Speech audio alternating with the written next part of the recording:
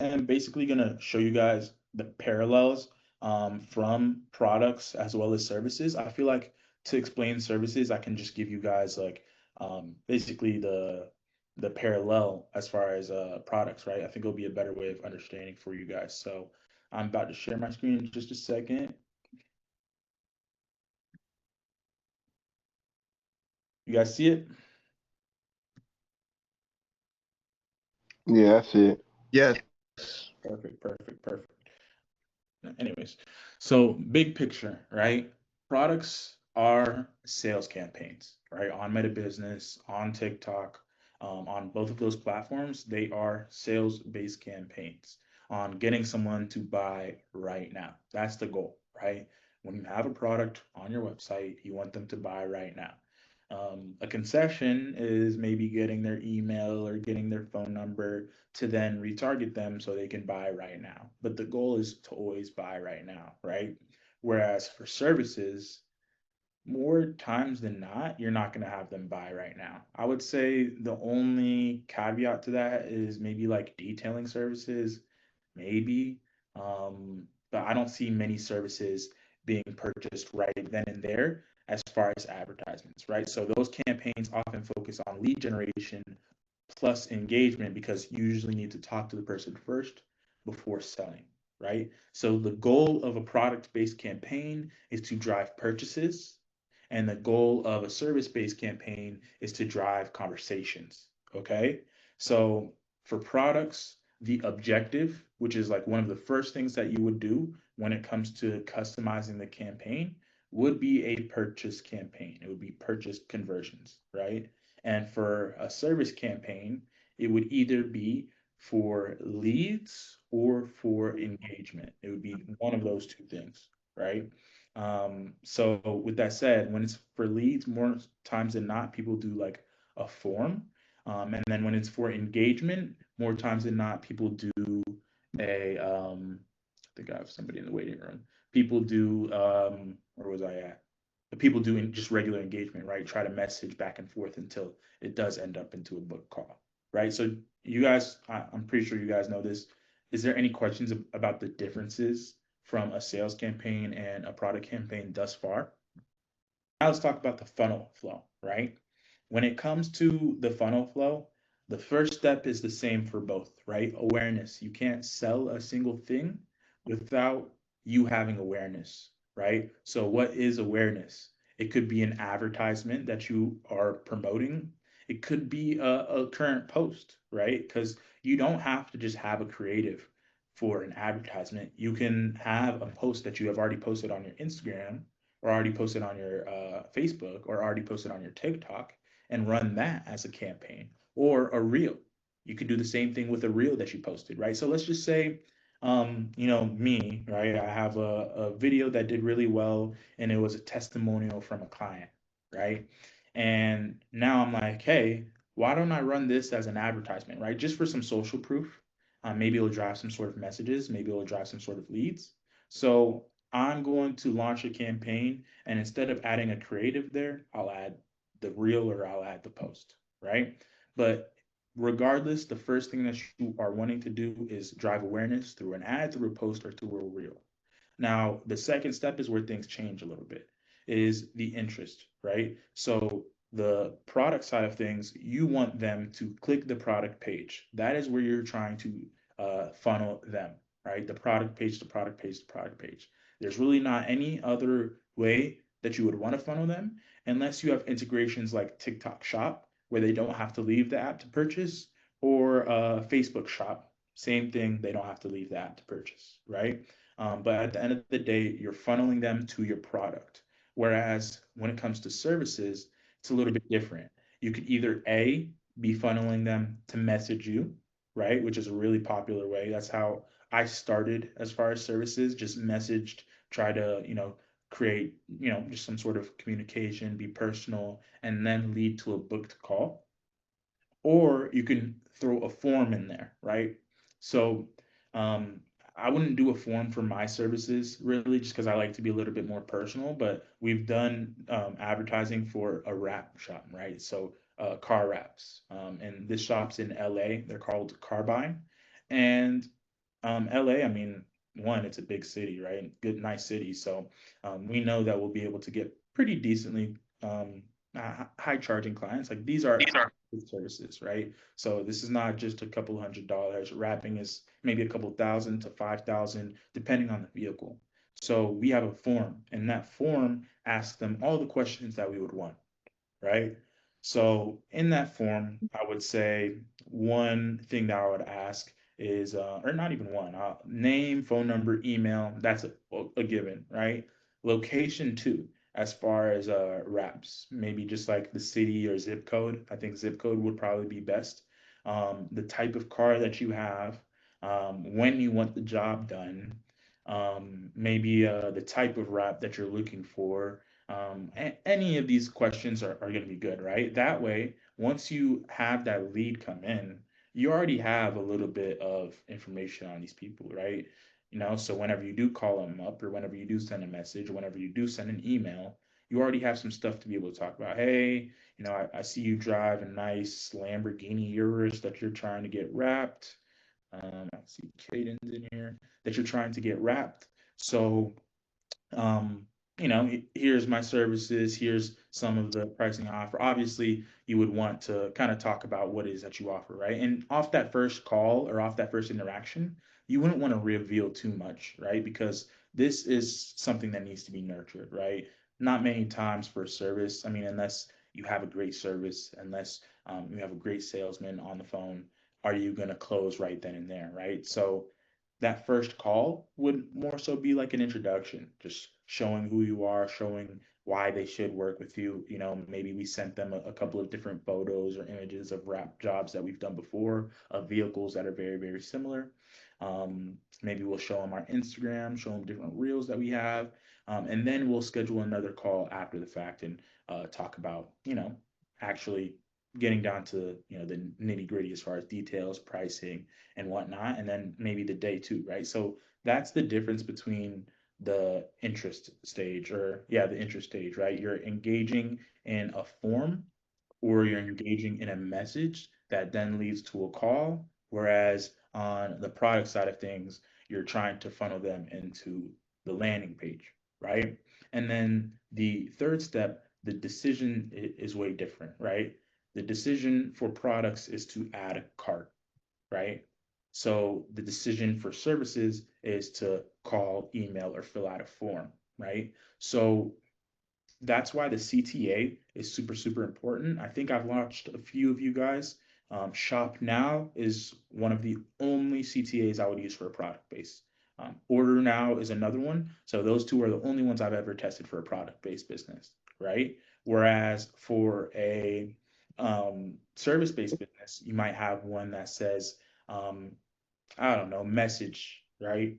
Send me a message, or one that says, learn more, right? And then when you click learn more, it might have your form in there, right, where you have to fill it out. There's a lot more CTAs that are available. And when I say CTAs, when your ad is up on Instagram as a story or on a post, you'll have a button that they can click that sends them to where they want to be. So the shop now on a product based business would send them, of course, to the website, whereas the message me would send them to Instagram DMs where they're able to ask certain questions. Hey, Right? Jameel. Go ahead. So, so if I were to run ads for a wrap shop or something like that, it'd be like the same ads I'm doing. Like I'd be running lead campaigns for them. Yeah, 100%. Okay. And they'd have to, so I'd have to kind of rely on them having their own team or them being able to take those calls themselves, right? Or Yes no? and no. Well, yes and no. I mean, that really just depends on how you structure things. We personally do go about cold calling Carbine's leads. So at any time, like we get a notification and Carbine gets a notification, and right when it comes in, we're able to see who it is, and we actually do dial up those leads for him. But that's a service that he And you like get them to go into the store. Like you book the appointment for them.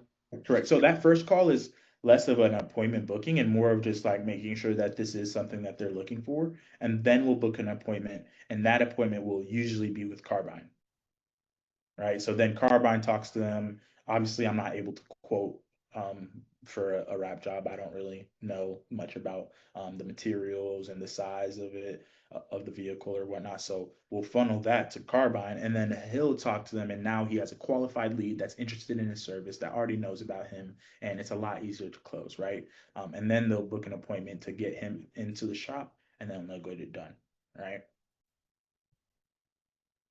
Does that make sense? Yeah, definitely. So you're just kind of like qualifying the leads, but you're still calling each one of them. Exactly, exactly. And then basically like appointment setting for him, except it's just a lot more qualified, right? Carbine's only going to talk to people that are, very, very interested in wanting to wanting to purchase the service. And let me show you guys even what that looks like. That way you have a better understanding.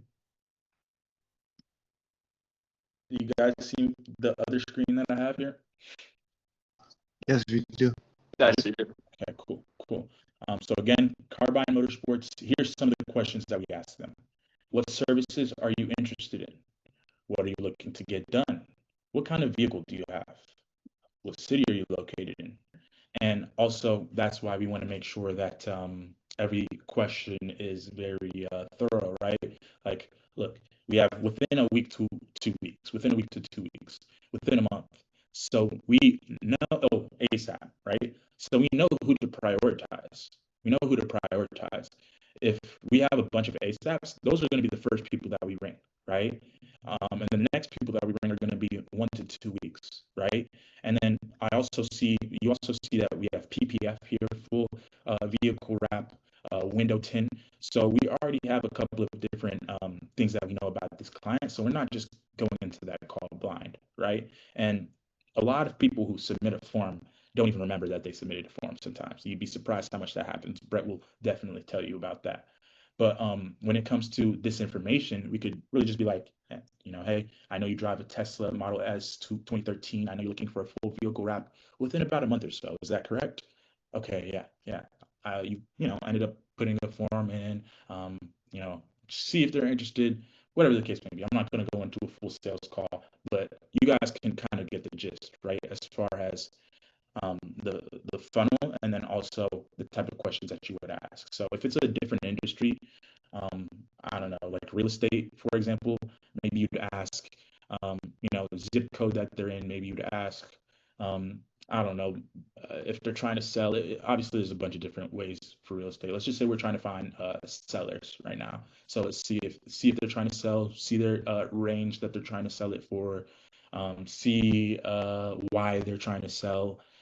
So that's again, like the questions that you ask are super important. You got to be really intentional because you'll get the most information ever. And once you hop on that call, you'll feel more confident as far as what you're able to offer them because you know what exactly it is that they need, right? And then as far as what city that they're located, that's super important too because we want to see how far it is that they would be driving to LA to get this wrap job, right? So that's a little bit about what it looks like as far as the forms. And then a system that we do that is really, really, really beneficial is we get notifications every time someone does submit a form too, right? A Harvard study has shown that you will have a 400% more likely chance to close that person if you message them and or call them within an hour or 2 hours of them submitting that form, Hey right? Jameel, I had a question about that too because I use instant forms from Facebook for Mhm, my leads, mhm, and it's like the leads kind of come and go randomly, mhm. and I feel like there's no way for me to like know, like I don't get a notification when a lead comes up, and I think that might be kind of halting some progress. Yeah, So so I don't know if it's a setting I forgot to turn on or something, but like for when us, I'm it's a automation system, right? So basically, do you know about automations, Brett? yeah with the ATP Yeah. from Go High Level. So A2P is more so for the messages, right? But yes, it does kind of work hand in hand because how we get that notification is we just have our CRM text us, right? So the same way that I get a text that I have a call in 15 minutes with Leo is the same way that I'm going to get a text that a new lead just came in and his name is this and he's here and he's wanting this and that and all of those things, right? And that's because we have an automation where the trigger is a form submitted. Once the form submitted, then underneath that trigger, we have the text sent that sends us all that information, right? A little bit harder or a little bit easier said than done, but that's essentially how we go about things to make sure that we see it right when it comes in, right? So me, like I can call a guy 2 minutes after he submits a form if I'm on my phone and if I have availability. Is there a way for them to notify you if you have instant forms? If you do it with instant forms, Is there a way for what? Facebook to notify you if you have instant forms? Um, I'm trying to think. I'm sure there is. I'm sure there is. I would have to think about that. If For me, it would be an integration with Zapier. I don't know how much you know about Zapier, but Zapier connects different apps. So you have automations that aren't just within one. So let's just say you got an email.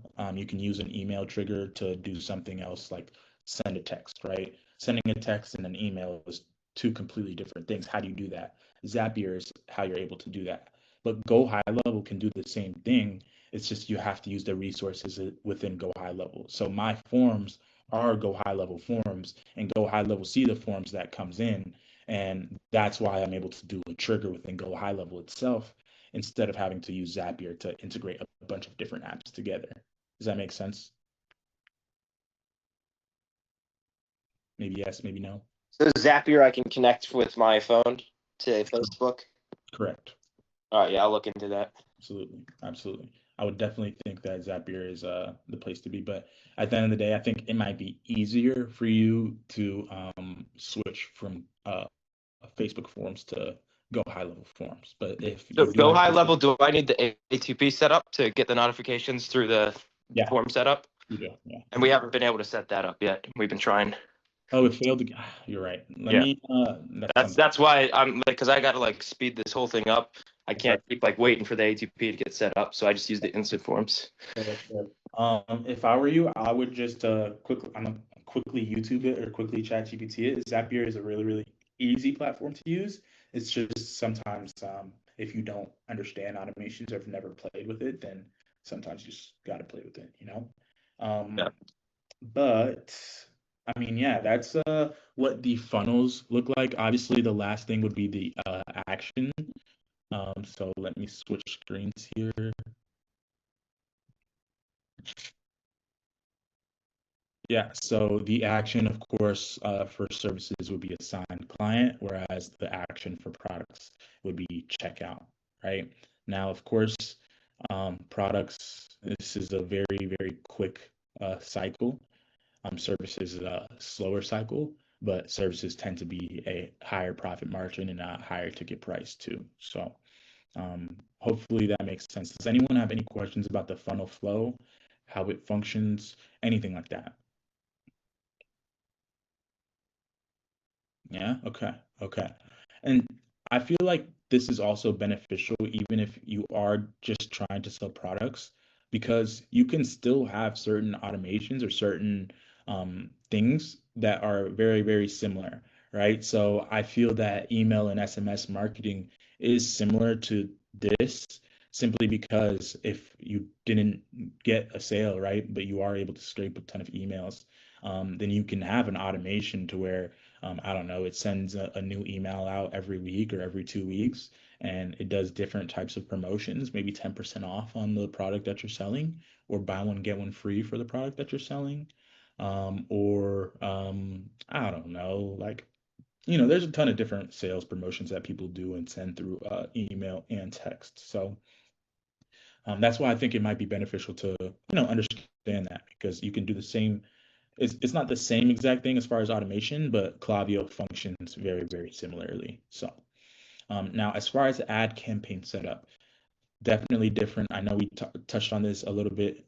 Conversion campaigns with Meta, TikTok, Google, retargeting for abandoned carts and for website visitors. So in regards to the retargeting, it's less of I think I told you guys about lookalike audiences, right? Where you're able to submit a form. Well, you guys can do lookalike audiences for products too. It's except you wouldn't have as much information, right? Because people who buy products from you aren't giving you their phone number, right? They're not giving you much information. Maybe you can get their email and create a lookalike audience off of that.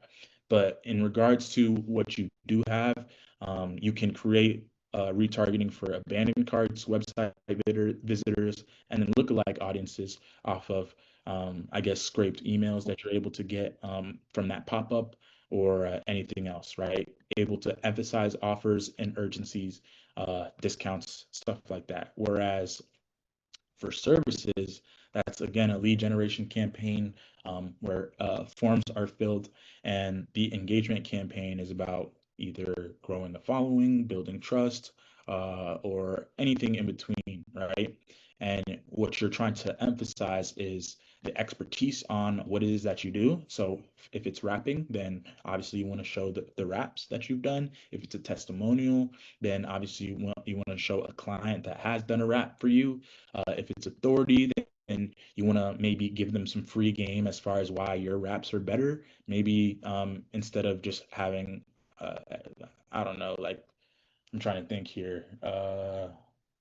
I don't know, just some piece of advice that many people don't know about raps, and or maybe you talk about why your raps are better. I source my raps from the mountains of Malaysia or the best place on earth, right? So that's kind of what that authority kind of means. So with that said, there's different ways to set up your campaign and different ways to retarget and do lookalike. So let me pause here and see if you guys have any questions. No? Okay. Okay. So let me talk about retargeting and lookalikes just a little bit more. Again, the difference for products and services. Services, you're going to have a lot better information, right? If you have a form, then you have their phone number, you have their name, and you're able to create a lookalike off of their or phone number and email, I meant to say, and you're able to create a lookalike off of that, right? Facebook is super federal. They are one of the biggest data, how do I say this? They have some of the most data on consumers on in the world, right? So if you're able to give them a list of 100 different names, 100 different emails, 100 different phone numbers, then they're able to take this information and find 1,000, 2,000, 10,000 people that are very similar to the people that you have, right? So all of these names right here in my leads list for Carbine, I can take this and I can put it in an Excel sheet. I can put it into my ads manager, Facebook, make a lookalike audience off of that, right? Or for products, if you are scraping emails and you have scraped enough emails, you can do the same exact thing and create a lookalike audience off of that too, right? So I don't want you guys to just think like off of that first campaign, like hands off, that's where things end. No, that's where things begin, right? You're just trying to test, you're just trying to find an audience. And once you've found that audience, you testing other audiences or other demographics is not going to be much of what you're doing, right? It'll be a small percentage of what you're doing. What you're trying to do is retarget and use your lookalikes, right? Other people might have other theologies, other thoughts on that. But that's like just to be completely transparent with you guys, that is what allows our team to be successful. We are great at running ads, and that's in part because of the fact that we do great retargeting and our lookalike audience is very similar to the people that have already purchased with us. So why wouldn't our lookalike audience also purchase with us too? Right. So just wanted to provide some food for thought there. Hopefully that makes sense.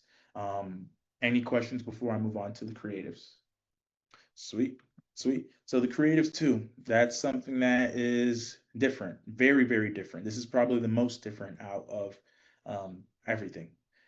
For products, I'm not the biggest fan of image ads. I don't think that they work that much unless they're very dynamic, unless they're very, very good, unless it's like a graphic designer, editor that did it, right? That's why I don't suggest any of you guys to go about doing that. Unless you guys have found a product that works that you guys have already gotten sales with. That's the only reason why I would do that. That way you have a bunch of different creatives that you're able to test. But in regards to testing, absolutely not, right? So UGC videos of UGC is user generated content, by the way. So videos of people, real people using the product and showing the functionality of it. Product demos is really the same thing. Somebody showing a video of how the product works for you, a before and after, lifestyle use, right? And again, we already talked about the CTAs, shop now, get yours today, what have you. Whereas for services, this could be value posts, right? So maybe you're not even talking about um, the service that you provide. Maybe you're throwing an advertisement that's just tips and advice and insights, right? So for Carbine, again, we can talk about a tip. Maybe never use this type of wrap for your car. This wrap is bad. This wrap doesn't peel off good. This wrap doesn't last long, whatever, whatever, whatever. Instead, use this wrap. This wrap is on a car that we serviced pretty recently, and the reason why it works is because of this, this, and this, right? And that doesn't come across as salesy, right? That's not, you're actually giving them more information. People are like, oh, okay, these people seem to have higher quality stuff, and I actually do want to get my car wrapped. So let me swipe up and learn more, right? And maybe they either message us, maybe they submit a form to learn more, but that's a strategy that you can do for service-based marketing for sure. Or you can do some sort of storytelling, right? Talk about how you came into fruition. I've been a car guy forever, and now I have a wrap shop, whatever. Or you want to go about client results and testimonials, show a couple of different people that have gotten their car wrapped, right? This car was wrapped 3, 4, 5 months ago and it looks still brand new, right? We did this a while ago. Our client came back just to say what's up to us, and look how good it still looks, right? So those are the type of things that I would do. And also image ads as well work for services. So for uh for this, I think it would be perfectly fine to have like Carbine's logo, maybe a list of some of the services. So PPF, full service wrap, window tint, and that's on the left. Maybe on the right, you talk about, where you're located. Maybe you have an image of a couple of the cars that you've done. Maybe you have your email in there with your website, and then boom, they have all the information that they need, right? And the reason for this is because services, you probably have an Instagram already. You probably have other types of awareness out there. So people could just kind of click your profile and see what it is that you got going on. Or maybe even if not, they just see the information and maybe just want to be curious and get a little bit more information about what it is that you're offering, right? So that's why I think image ads are better for services than for products. Again, I'm not telling you to stay away from image ads on products, but it does just perform better for services. And also, services are cheaper. Services are cheaper to run. You will get better results as far as running ads. Getting a sale on Meta Business is harder than getting a lead on Meta Business. Okay. So you see that people tend to spend a lot less to receive a lot more as far as profit margins and as far as ad spend. But at the end of the day, performing service is obviously harder than selling a product, right? So there's a give and take on both sides. But does that make sense? Does anyone have any questions about the creatives, CTAs, types of creatives for both products and services? Okay, okay. We'll move forward to metrics. The metrics are different for both. Okay. So when it comes to products, ROAS, cost per purchase, AOV, CTR. I don't have CPCs. That's definitely something that's a product metric, but all of these things are things that you should be looking at. ROAS, return on ad spend. How much money did you spend on ads and how much money did you make in return, right? So Lane, who's not in this call, had spent $600 on ads, as I showed you guys. I believe it was last week. and his ROAS, his ROAS, that's what people call it, is $1,350 or something like that, right? So that's a very important metric. Cost per purchase, super important metric, right? Cost per purchase is how much are you paying to get a purchase. So let's just say we have a product that costs us $10 and we sell it for 25 bucks, right? If our cost per purchase is $15 or lower, we know that we're going to be profitable. Why is that? The reason why we know we're going to be profitable is because our profit margin is $15. If we have a product that we're buying for 10 bucks and we're selling it for $25, then we're making $15 per product. So if our cost per purchase is $15 and below, then we know that we're going to be able to make some money, right? Some people buy multiple products. Some people buy 3 products, 4 products at one time. I've got a store right now that's doing that. So You would be breaking even at the $15, right? And then technically, but the cost per purchase doesn't account for people that purchase more than one product. Does that make sense? okay. Someone could put in an order for multiple products and count. Okay, got you. Count as one purchase though. Yeah. Because So the API goes in as them just purchasing the one time, but they have multiple things in their cart. exactly. Okay. Exactly. So that's why I would say like the goal is to have it around where your profit margin is or lower, right? AOV, average order value, how much is somebody usually ordering from their website, right? So okay, yeah. So I'm going to use that analogy again. So let's say you have a product that is $20. If everybody buys just one time, then your average order value is $20. But if everybody buys twice, let's not do the example I did. Let's say everybody buys 2 products at a time, right? Then your AOV isn't the cost of your product. The AOV would actually be $40 because the average order value out of those 10 people, everyone bought 2, then your average order value is $40 because each person bought $40 worth of product. Does that make sense? Hopefully I'm explaining that well to you guys. Yes. Yeah. Okay. Cool. Cool. Cost per measurement. That's basically how much does it cost for you to reach a thousand impressions. CTR is click through rate. So what's the percentage of people that view your ad that actually click your ad? I would say a successful I would say in product-based advertising, you would see it between like 4 to 8%. If you're above 8%, then you are swimming. You are like that's really really good, right? But before in between 4 to 8% is what you would want it to be, right? So again, that's about 4 to 8% of people that see your ad, click your ad, a click-through rate. Cost per click, CPC, that's not something that I have here. That's actually also in services as well, cost per click. And that's how much it costs for someone to click whatever your CTA is, shop now, order now, whatever. And for a product-based advertisement, I would want it to be below $1 for sure. Some cases, maybe even below 75 cents, below 50 cents. Just depends on your product, depends on your profit margins, but usually the rule of thumb that we say is below $1. So if you don't have metrics that meet this, if you don't have cost per click after 2 days of testing that is below $1, or you don't have a click-through rate that is in between that percentage that I said, it's lower than that, then you would shut off your campaign. That means you failed that test and you got to figure out why. And those metrics don't or usually lean to the creative that you have, right? If you have good metrics, if all of those things are good and you're not getting sales, that usually points to a problem within the product or a problem within the landing page itself, right?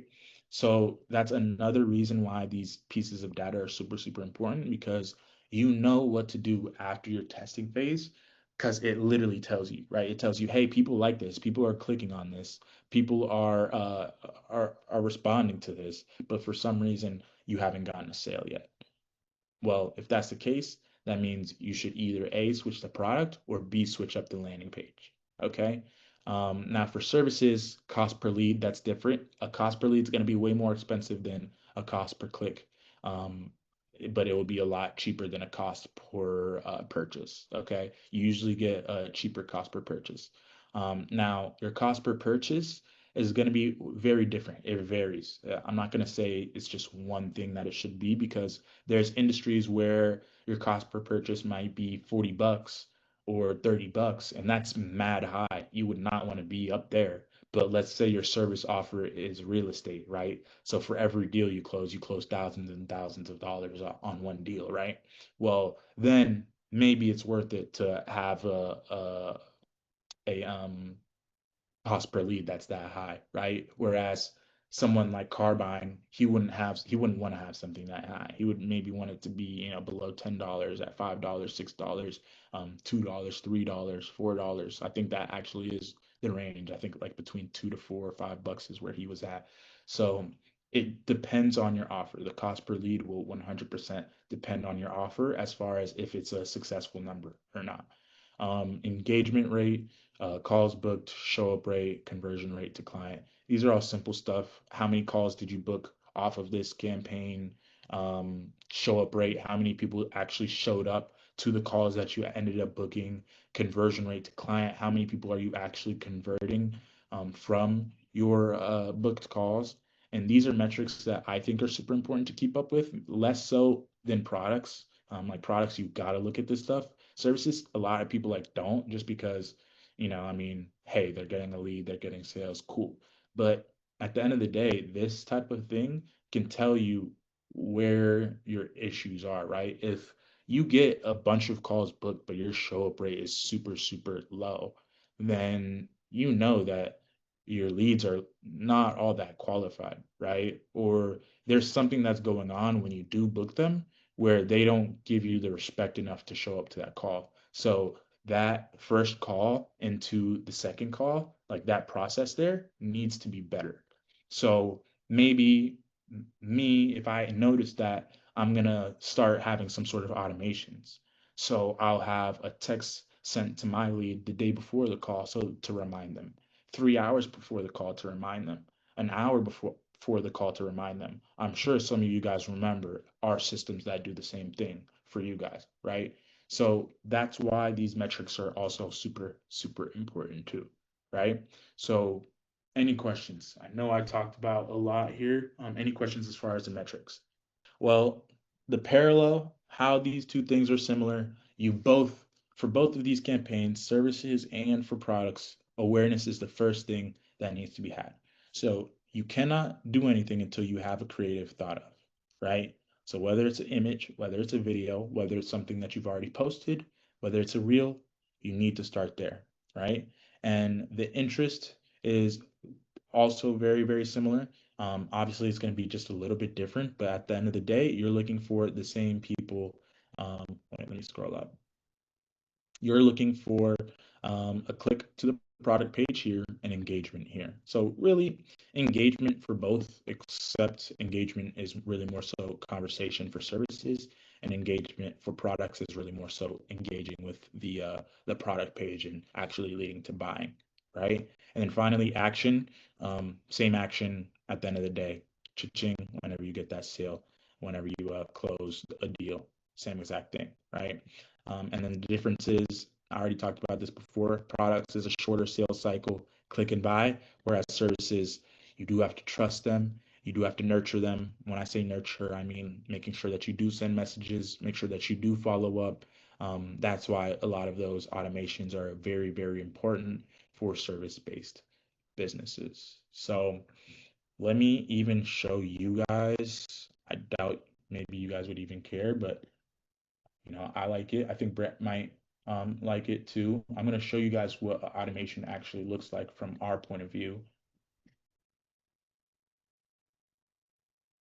Okay, so this is what my triggers look like, Brett. This is what my automation looks like. Okay, so the trigger is an appointment. The moment that somebody books an appointment, this is triggered. It goes into my automation. So it will see if they have booked a meeting before, right? If they have, then it will either it will go here, it'll assign to me. If they haven't, it'll assign to me. It'll actually still go through the same flow actually. And it'll create an opportunity, right? Brett, I think we've talked about opportunities before. An internal notification will happen, right? So here's the text that I get every single time that you guys book a call with me. Alert being booked with whoever's name. Here's the phone number of the client. This person just booked a meeting in your calendar for this day at this time, right? And you'll also get a confirmation text to the client. Hey, client, this is Jameel with Nexus Capital. I'm looking forward to our call at whatever time, right? So hopefully you guys know that I'm not the one that's sending you this text every single time that you guys book a call with me. I hope you guys know that. And then boom, wait 3 hours, send another SMS. Hey, this is Jameel just messaging you. Quick reminder of our call 3 hours from now, right? Scrolling down 15 minutes before, right? So I just kind of want to show you what it looks like. The reason why it is in GHL, Brett, is because all of our systems are in GHL. Updating opportunities in GHL, internal notifications in GHL, the confirmation text is sent through GHL. But let's just say you want, I don't know, maybe you want an Instagram DM sent after somebody books a call. If you use Zapier, you can integrate Zapier with your Instagram, and it'll also send an Instagram DM to remind them about the call too. That'd be something. So that's why Zapier is super, super powerful. You can integrate a lot more. It's just all of our systems are within GHL, so it doesn't make sense for us. And I'd love to do it with GHL. We just got to get this A2P set up. Yeah, we do. Bother me about that, bro. Okay. Yeah, you got it. Awesome. But yeah, that's really all I had for you guys today. I know not everybody is interested in selling a service, but at the end of the day, we all know that if you want to get rich, you have to own a business, especially in 2025, especially as things go on, right? And whether that's a product-based business or a service-based business, if you're going to do it, you better come correct, right? And these are some of the things that you should definitely be doing if you are going to be going about a service-based business. So I'm going to leave it again for you guys to ask any other questions.